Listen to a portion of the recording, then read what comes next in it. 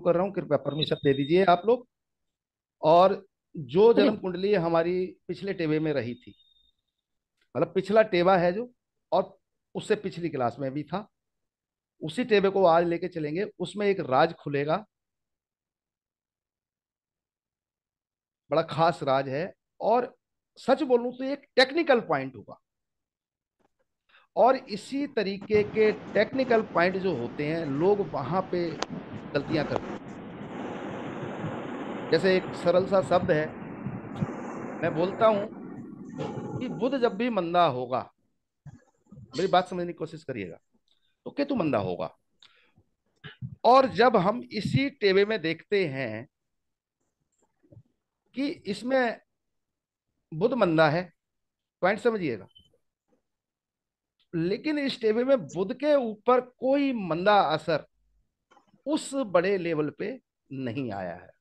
इस बात को समझिए। तो वो तो अभी थोड़ी देर में आ ही जाएगा। स्क्रीन मैंने शेयर कर दिया है आप लोगों के सामने, इसी टेबल में देखें।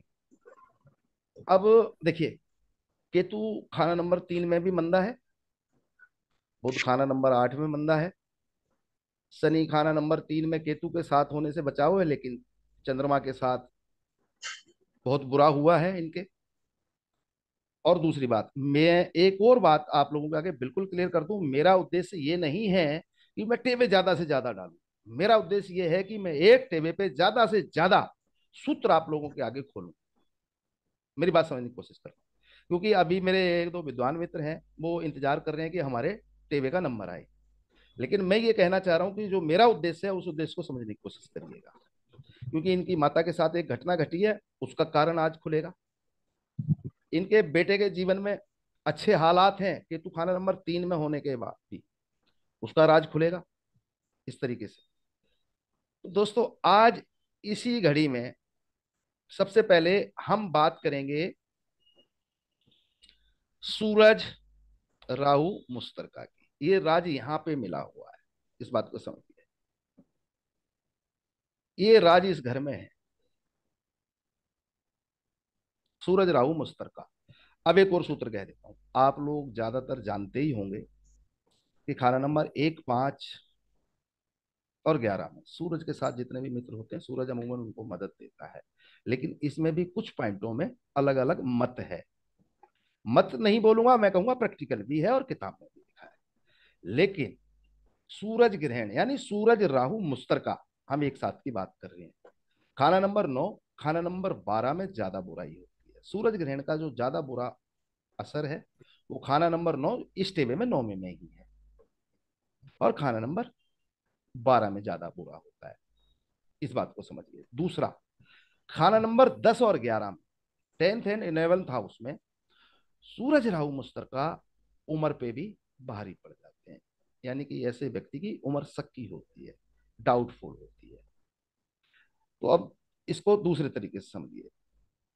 खाना नंबर 9, 10, 11 और 12, इनमें सूरज ग्रहण का बहुत ज्यादा दुष्प्रभाव होता है। इसको इस प्रकार से समझ सकते हैं। 8 में भी कोई अच्छा नहीं है, और हकीकत में तो वो 2 में भी अच्छा नहीं है, 4 में भी अच्छा नहीं है। इस बात को समझिए। 5 में भी अच्छा नहीं है, मदद वाला पॉइंट है, लेकिन वो क्यों अच्छा नहीं है, आज इसी सूत्र को खोल देते हैं। तो दोस्तों, आज हम सूरज राहु मुश्तरका यानी कि एक साथ खाना नंबर 9 में जो बैठा हुआ है, इसके साथ साथ इसकी पूरी ग्रामर से संबंधित जो जानकारी है, उस पर चर्चा करते हैं। सबसे पहले सूरज राहु मुश्तरका खाना नंबर। तो इस सूत्र को जब हम देखते हैं, तो सूर्य ग्रहण के लिए एक शब्द का इस्तेमाल हुआ है, कुछ 2 लाइनें ही हैं लाल लाल किताब की। ग्रहण रवि की किस्मत होता, वरना उम्र छोटी मरता हो। ग्रहण रवि की किस्मत होता, वरना उम्र छोटी मरता हो। अच्छा, इसमें जो छोटी उम्र का जिक्र है, यह है 45 साल। इस बात को समझिए। सबसे पहले ग्रहण का असर एक प्रकार से 45 साल उम्र तक। अब इस बात को समझिए, राहु केतु मुश्तरका की उम्र है, राहु केतु मुश्तरका। और ग्रहण तो इस प्रकार से जो होगा, इस बात को भी देख लीजिए, जन्म समय से ही होगा। हम वर्षफल की तो बात कर नहीं रहे हैं। वो तो वर्षफल में कुछ समय के लिए दिक्कत परेशानी दे जाएगा, और वो तो नजर दृष्टि से बनेगा जब जन्म वक्त का है, तभी की बात कर रहे हैं, इसको भी समझिए। इसमें 45 साल की उम्र तक ग्रहण का जमाना होगा, इस सूत्र को समझिए सबसे पहला। लेकिन बुध शुक्र, जो कि बनावटी सूरज होता है, आप लोग जानते ही हैं। बुध शुक्र मुश्तरका जिस जन्म कुंडली में हो, तो ग्रहण का जमाना, एक प्रकार से सूरज ग्रहण का जो असर है, मैं ये नहीं कहूंगा कि खत्म हो जाता है, लेकिन उसको सरकारी लाभ भी मिल जाते हैं। सूरज ग्रहण से उत्पन्न होने वाली प्रॉब्लम परेशानियों में काफी हद तक बचाव हो जाता है, इस प्रकार से समझिए, एक बड़े इस बड़े स्तर तक, इस प्रकार से। लेकिन अगर कोई ये कहे कि बिल्कुल असर नहीं है, इस बात को नहीं मानूंगा। मेरा अपना अनुभव है ये, जबकि किताब में ऐसा नहीं लिखा है, क्योंकि किताब में जो लिखा है उसको मैं अलग और अपने अनुभव को अलग रखता हूँ। और मेरे अनुभव में सिर्फ मैं अकेला नहीं होता, मेरे गुरुजनों का भी अनुभव उसमें शामिल होता है। अब यहाँ पे सबसे बड़ा सूत्र समझिए इसी पॉइंट को लेकर। ग्रहण के कारण, सूरज ग्रहण के कारण किस्मत की चमक, ये किताब के शब्द ही हैं। और गुरु का असर राजा की बजाय चोर का होगा। ये लोग, आप में से ज्यादातर विद्वान लोग जानते हैं कि सूरज राहु मुश्तरका बृहस्पति मंदा, बृहस्पति का असर कमजोर। अब इष्टेवे में देखेंगे, तो इष्टेवे में तो खाना नंबर 9 में ही बना हुआ है, ये खाना नंबर 9 ही है, बृहस्पति का ही घर है, जबकि बृहस्पति अच्छा बैठा हुआ है। इस बात को समझिए। अब इसका जो बड़ा तमाशा है, मैंने पिछली क्लास में बुध इनका 8वें घर में बैठा है, इस विषय पे बहुत कुछ बोला था कि सोच सोच नेगेटिव बन जाती है।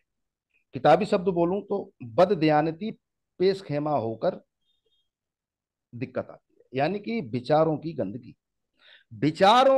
गंदगी का ग्रहण होगा। पॉइंट समझने की कोशिश करिए। सूरज राहु मिस्टर का विचारों की गंदगी, ये सबसे बड़ी इसकी दिक्कत है। मतलब कि जो हमारे दिमाग में उठने वाले विचार हैं, नेगेटिविटी, उनमें शुरुआत सूरज ग्रहण की बुराई की यहां से, इस बात को समझ, यानी कि दिमागी विचारों में नेगेटिविटी से शुरुआत होगी, इसी को ग्रहण मानिए। अब दूसरा कारण समझिए, इस योग से बृहस्पति मंदा हो जाता है, जो कि एक सात्विक ग्रह है। राहु सूरज को, सूरज की चमक को ढक लेता है। सूरज व्यक्ति खुद आप है। सूरज व्यक्ति की खुद की ऑरा है। सूरज व्यक्ति का खुद का मान सम्मान है। और विचारों में जैसे ही कुछ गंदगी जैसे भी एडजस्ट होएगी, आएगी, अब कोई भी डिसीजन जो लिया जाता है, कोई भी फैसला व्यक्ति करता है कि मुझे क्या करना है, वो हमेशा विचारों से ही निकल के आता है।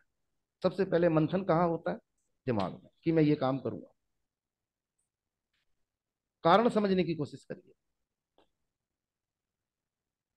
अब बृहस्पति अच्छा होगा, चंद्रमा अच्छा होगा और सूरज अच्छा होगा,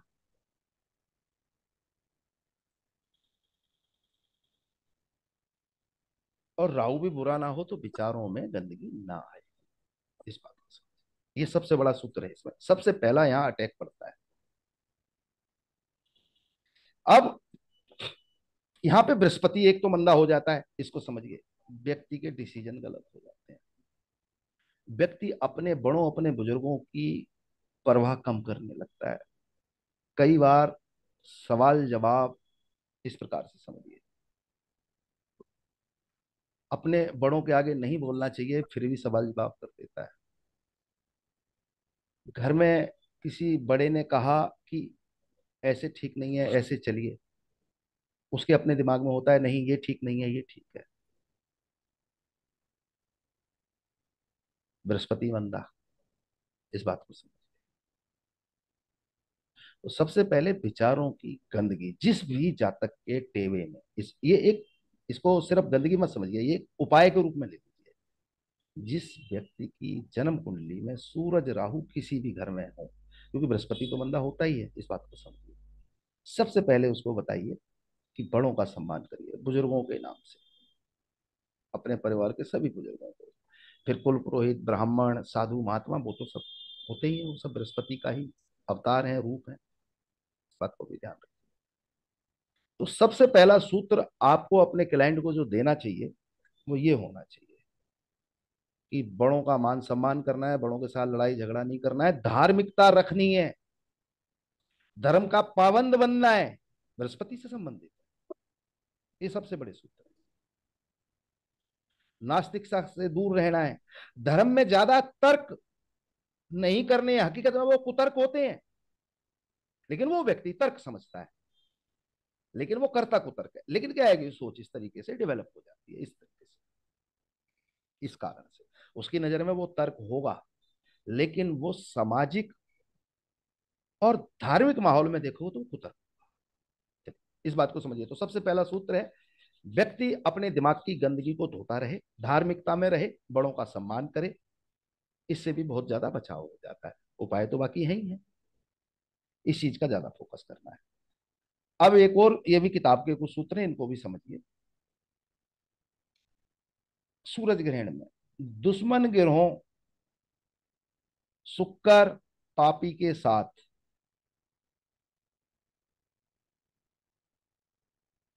यहां पे समझने की कोशिश करिए, किताब में लिखा है दुश्मन ग्रहों शुक्र पापी, शुक्र और पापी के साथ सूरज जिस घर में बैठा हो उस घर से संबंधित वस्तु, यानी कि आसिया, जीवित या निर्जीव, दोनों हो सकती हैं। जैसे चंद्रमा माँ हो सकता है, चंद्रमा दूध भी हो सकता है, चांदी भी हो सकती है, चावल भी हो सकते हैं, ऐसे समझ।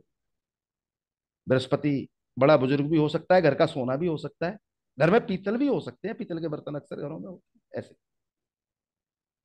दादा भी हो सकता है, बाप भी हो सकता है, ऐसे। उन पे मंदा असर होगा। जब, पॉइंट समझिए, पापी ग्रहों के साथ, अब शनि पापी हो रहा हो राहु केतु के साथ, तब एक पापी, पाप राहु केतु, पापी में शनिचर शामिल होता है, लेकिन शनिचर राहु केतु के साथ एडजस्ट, तब पापी वो टोला बन गया। और शुक्र के साथ आप जानते ही हैं कि राहु, सूरज, शुक्र मुश्तरका, राहु मंदा, ये कारण, इसलिए ये शब्दों का इस्तेमाल किया। तो सूरज इनके साथ, पापी या शुक्र के साथ जिस घर से बैठा होगा उस घर से संबंधित वस्तु, यानी कि आसिया पर मंदा असर। अब यहाँ पे एक और सूत्र समझिए, आप किसी भी व्यक्ति का बिल्कुल टाइम पीरियड के साथ बता देंगे। 22 से 45 साल उम्र के दरमियानी दुश्मन ग्रह अपनी अपनी म्याद पर बुरा असर देंगे, बिल्कुल किताब का शब्द है, एजिटी। अब समझिए,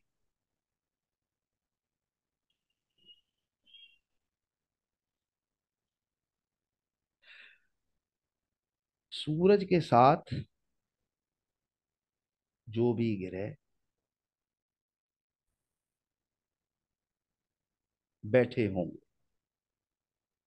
दुश्मन, वो अपनी अपनी जो ग्रहों की म्याद है, यहाँ पे व्यक्ति का अपना 35 साल के चक्कर का इस्तेमाल नहीं है, यहाँ ग्रहों की म्याद है।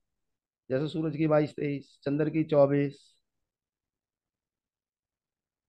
शुक्र की 25-27, 25 से 27, ये म्याद जो सीधी ग्रहों की है, व्यक्ति की नहीं। जो व्यक्ति की मैंने अलग से ग्रामर क्लास में बताई है, उससे इसका ताल्लुक नहीं। उस ग्रह जो दुश्मन उन उनकी म्याद में, उन उन गिरोहों के समय में, और इसको हमेशा शनिचर शुरू से शुरू करिए, 6 साल पहले शनिचर, यहां से बुरा असर देंगे। दुश्मन अपनी अपनी म्याद में बुरा असर देंगे। अब सूरज शुक्र में, शुक्र का मंदा असर मिलता है ना, इसीलिए तो शादी भाई इस साल में ना करें, शुक्र की साल में, इसीलिए बोला गया। अब सूरज राहु मुश्तर का 45 अब इसमें केतु तो एडजस्ट होता ही है ना, या तो इनकी दृष्टि केतु पे होगी या केतु की इन पे होगी। इसमें केतु पहले है, सूरज राहु बाद में है, तो केतु की दृष्टि है, नजर है। और सूरज राहु पहले होते तो केतु, जब राहु केतु तो मिले ही हुए होंगे, इस बात को भी समझ। अब केतु की 48, राहु की 42, 90, 90 का 50%, 45, 22 से 45 साल। अब जो जो कोई ग्रह बैठा होगा उस, और भी कोई दुश्मन ग्रह इस तरीके से एडजस्ट होंगे तो भी दिक्कत होगी, इसको समझिए। अब यहाँ पे इस तरीके की बुराई में सबसे खास उपाय लाल किताब कहती है कि बुध की पालना, बुध की पालना। अब भैया अमूमन टेमों में बुध अच्छा हो तो मैं कह सकता हूं बकरी भी पाल लो, बुध अच्छा हो तो मैं कह सकता हूं कि तोता कबूतर भी पाल लो। बात समझने की कोशिश करिए। अब बुध तो ज्यादातर मंदा ही होता है, बुध की तो बहुत कम ऐसी कंडीशन निकल के आएंगी कि जहां हम पालने की बोले किसी से कि भैया आप इनको पालो। तो फिर क्या बचता है? बहन बेटी, है ना, भाणजी, भतीजी, इन रिश्तों की पालना करते हैं। इन रिश्तेदारों के शादी ब्याह हो चुके हैं, क्योंकि परिवार की बच्चियां होंगी तो शादी ब्याह भी होंगी, वो जब भी आए जाए उनको दिल खुश करके भेजिए, उनके सारे नियम कानून अपनाइए। और घर से बाहर अमूमन ज्योतिषी लोग बताते नहीं है, वो कहते हैं भैया पक्षियों को मूंग डालिए, लेकिन घर की छत पे नहीं डालते हैं। अक्सर लोग ये गलती कर जाते हैं। तो आप ज्योतिषी हैं, आपको बोलना चाहिए घर की छत पे नहीं डालनी। और बुध मंदा हो तो बहुत ज्यादा इस चीज को ताकीद करनी है, अच्छा हो तब भी छत पे नहीं डालनी। घर से बाहर कोई पार्क मैदान में, वो सेवा रूटीन में हो सकती है। घर में कोई बच्ची है उसका खुश रखा जा सकता है। साल में 2 बार नवरात्रि ओपन होते हैं, 2 बार गुप्त नवरात्रि होते हैं, अभी खत्म हुए हैं पिछले हफ्ते 10 दिन पहले, श्री नवमी को आज 6-7 दिन में। गुप्त नवरात्रों में दुर्गा पूजन, दुर्गा उपासना करके भी बच्चियों के पांव हाथ लगा के आशीर्वाद ले सकते हैं। खाना खिलाएंगे तो पालना होगा। इस तरीके से सूरज ग्रहण में उपाय के तौर पे एक प्रकार से बचाव भी संभव होता है, बुध की पालना। अब दूसरा सूत्र समझिए। इस सूरज राहु से एक बात आपको पता होगा, तीसरा घर 9वें घर में मिल गया है दृष्टि से।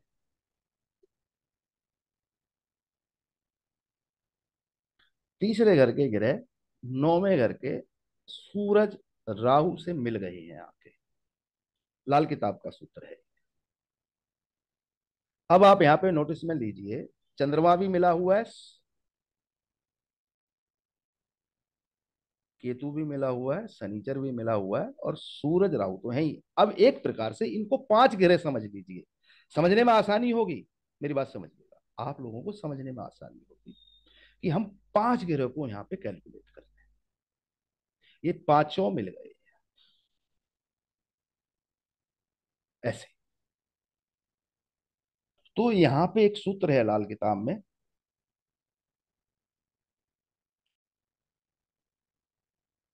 चंद्रमा मंगल और बृहस्पति में से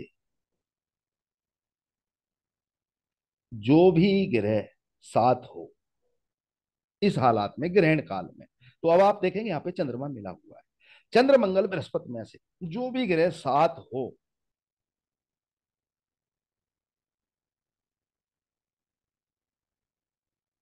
तो इन ग्रहों का, चंद्र मंगल और बृहस्पति तीनों में से यहाँ एक मिल गया है। चंद्र मंगल बृहस्पति में से जो भी सात हो तो यहाँ तो एक ही। तब इन मित्र ग्रहों की वस्तुओं पर मंदा असर होगा। सूरज राहु मुस्तरका में सिर्फ इतना लिखा है कि सूरज के मित्र ग्रह तो उसके तीन हैं, आप जानते हैं, चंद्रमा मंगल बृहस्पति, ये तीनों मिल गए। समझने की कोशिश करिए। तो चंद्रमा का नाश होना ही होना है। और एक सूत्र है कि दुश्मन ग्रहों की वस्तु जीवित या निर्जीव यानी कि आसिया, जीवित भी हो सकते हैं, उन पे मंदा असर ना होगा। ये बिल्कुल ओपन प्रैक्टिकल में आपके सामने आ रहा है, समझने की कोशिश करिए। मैंने जब पहली क्लास इस कुंडली पे की थी तो मैंने चंद्रमा को केतु और शनि के साथ पकड़ के बोला कि चंद्रमा की, इसमें मेरे ख्याल से 18वें साल, 6 12 18 24 चंद्रमा की इनकी माता के साथ अग्निकांड हुआ। एक कारण, चंद्रमा देखिए चंद्रमा किस प्रकार से नष्ट है। और चंद्रमा मन की और घर की शांति भी है, पैसे की आई चलाई भी है मेरे भाई। चंद्रमा सिर्फ माता ही नहीं है, घर की आई पैसे की आई चलाई, घर की और मन की शांति, ये सब चंद्रमा से संबंधित है। इस बात को समझिए, ये मत भूलिए। तो शनि केतु के साथ चंद्रमा के क्या हालात हुए। फिर दूसरे पहलू पे आइए, बुध मंदा है और 8वें घर का बुध की टक्कर भी तीसरे घर पे जाती है। ये बड़ा खतरनाक योग होता है। और तीसरा खाली नहीं है, ये एक अच्छाई है, ये बात भी पीछे की 2 क्लासों में क्लियर कर चुका हूं। मौत नहीं होगी, मौत नहीं तो गर्दिश, मतलब मौत तीसरे घर में गिरे है तो मौत से तो बचा लेगा, लेकिन गर्दिश जीवन में बड़ा ऊंच नीच उठा पटक। पॉइंट समझिए, मैं थोड़ा स्लो बोल रहा हूं आज एक एक चीज को, कि आप सभी लोग आसानी से समझ पाए। तो ये बुध भी वहां पे खराबी पे है, इस बात को समझिए। अब बुध के लिए तो वो तीनों ही दुश्मन हो गए हैं, जो ये टक्कर का जो संबंध होता है, 8वां षडाष्टक इसे बोलते हैं, वैदिक ज्योतिष में षडाष्टक है। हम लोग टक्कर बोलते हैं, लाल किताबी लोग, बात समझिए। तो बुध वहां पे तीनों ग्रहों के साथ कोई अच्छा व्यवहार नहीं करेगा। तीसरे घर में 8वें का बुध, ये 8वें का बुध इनमें से तीनों के साथ कोई अच्छा व्यवहार नहीं करेगा, ये सच्चाई। टक्कर, लेकिन मौत से बचा लेगा, लेकिन गर्दिश, गर्दी से जमाना तो भुगतना पड़ेगा, इसको समझ। अब दूसरे सूत्र में आइए। तो चंद्र केतु और शनि के साथ खराब हो रहा है और बुध की टक्कर से भी खराब हो रहा है। बुध की टक्कर से तो तीनों खराब हो गए। फिर मैंने आज बोला कि ये 5वें घर के ग्रह को समझ लीजिए पूरे के पूरे। और ये तीसरे की 9वें घर में 100% दृष्टि होती है, 50 नहीं है। तीसरे घर की 9वें घर पे 100% दृष्टि है, 100%, यानी कि पूर्ण रूप से ये मिल गए हैं। तो अब दूसरा सूत्र समझिए, सूरज पे कितनी बेचारे पे आफत आई हुई है, चंद्रमा पे तो वहां से आफत आई है, और सूरज पे कितनी आफत आई है। सूरज के तो तीनों पकड़ के बैठ गए। सूरज को राहु शनि केतु तीनों लठ लेके पीछे पड़ गए हैं, इस बात को समझिए। तो सूरज की क्या गत होगी। अब दूसरा सूत्र समझिए, मैंने ये बोला 100% दृष्टि संबंध, यानी कि ये मिल गए, इसको समझिए। अब मैंने पहला सूत्र बोला कि सूरज के मित्र ग्रह जो भी साथ हों उन पे, उनकी वस्तु, उनकी आसिया पे मंदा असर होगा। पर अगला सूत्र समझिए, दुश्मन ग्रहों की आसिया पर बुरा असर ना होगा।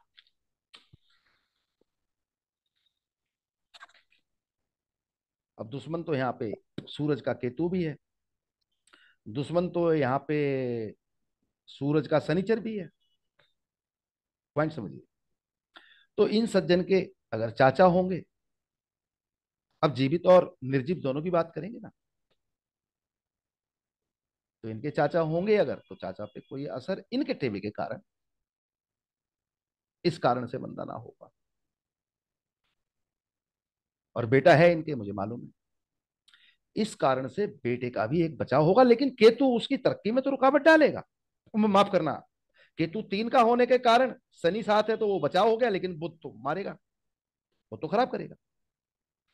लेकिन इस ग्रहण योग में केतु और शनि मिलने के कारण शनि से संबंधित मकान के सुख मिल जाएंगे, केतु से संबंधित औलाद के सुख मिल जाएंगे, जबकि बुध उस सुख को कम कर रहा है। पॉइंट समझने की कोशिश करिए।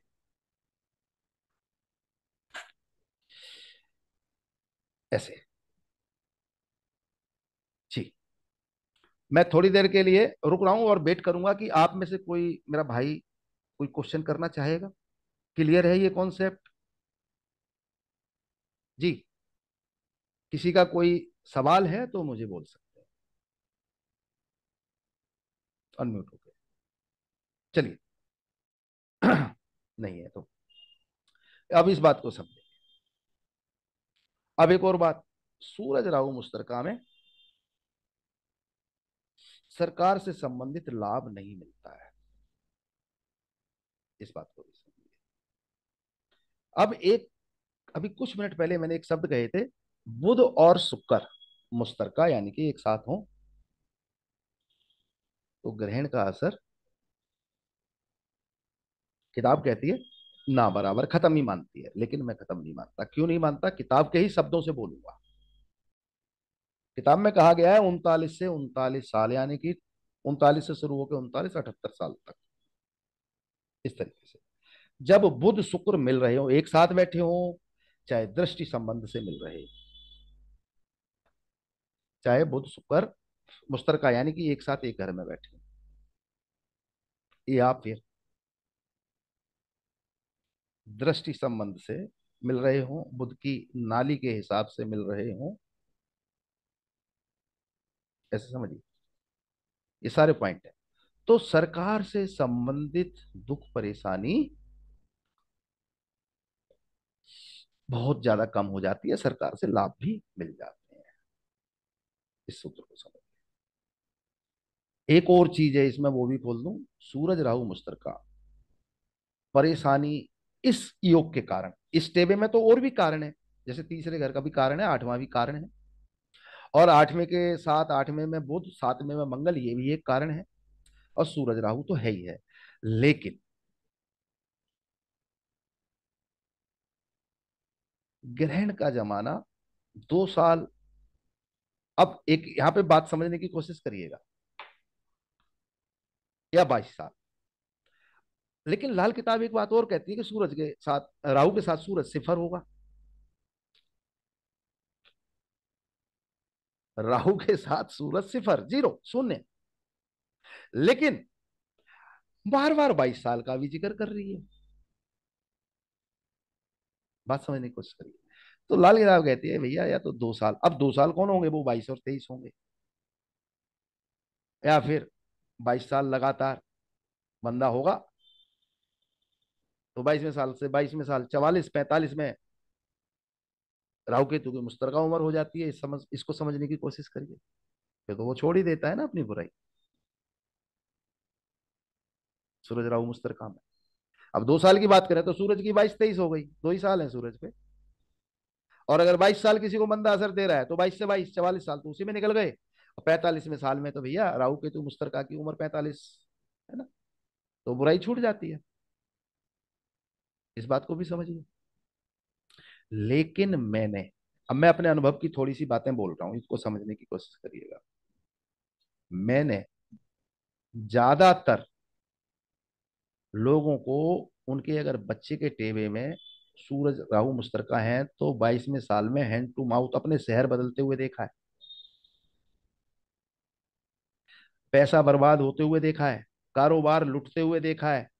मैंने ये देखा है 22वें साल में। और मैंने देखा वो 22 23 साल, मतलब एक आध साल उन्होंने बहुत ज्यादा, माँ बाप ने स्ट्रगल किया, और वो बेचारे अपना शहर बदल के, मैं आज भी जानता हूँ मेरे शहर में ऐसे दो लोग हैं जो मेरे पास आते हैं, और वो उस उम्र में दिल्ली से भागे हैं और गुड़गांव में आके अपने रिश्तेदारियों में यहाँ आके नए सिरे से काम धंधा जमा के आज अच्छा जीवन जी रहे हैं। ऐसा भी होता है इस योग में। अब मैं एक और अनुभव अपना बता देता हूँ। अब किताब ने तो बोला 2 साल या 22 साल। भैया, जिस परिवार में सूरज ग्रहण वाले बच्चे का जन्म हो जाए, जिस परिवार में सूरज ग्रहण वाले बच्चे का जन्म हो जाए,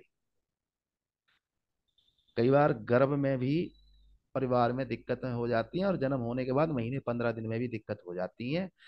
ये मेरा अपना अनुभव है, और मैंने ऐसा प्रैक्टिकली देखा है। मैंने सूरज राहु सेकंड हाउस में देखा है। अब बोलिए, खाना नंबर 2 में तो कोई लड़ता नहीं है ना। सूरज राहु मुश्तरका सेकंड हाउस में भी मैंने ये हालात देखे हैं कि उनके घर में बच्चा पैदा हुआ और बाप को कोई बड़ा नुकसान उसके